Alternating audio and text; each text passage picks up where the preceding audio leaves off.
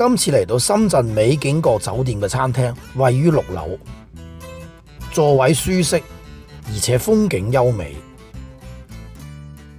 喺度食早餐，由冷盤開始。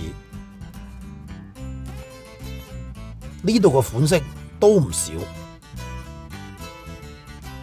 沙律嘅蔬菜選擇豐富，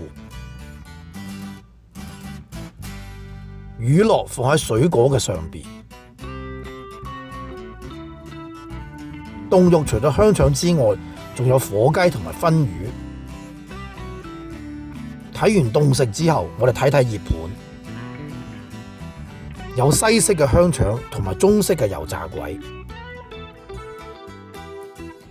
主食有臘腸飯，有即叫即煮嘅麵檔，我就叫咗一碗河粉。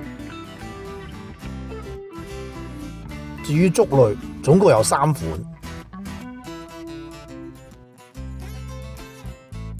熱食仲有西式嘅煎蛋同埋中式嘅點心。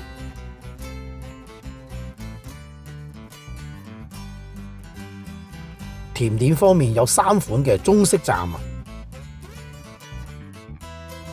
我好鍾意佢嘅奶黃包，外形非常討好。端午節之後仲有粽食，餡料有蛋黃，亦都去到西式嘅包點部。呢度有我鍾意食嘅糖圈，仲有杯裝蛋糕。麵包部分有部多士機。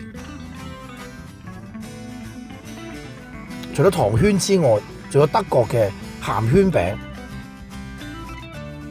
飲品有果汁同埋咖啡。總括嚟講，呢度嘅早餐食物選擇多，味道都令人滿意。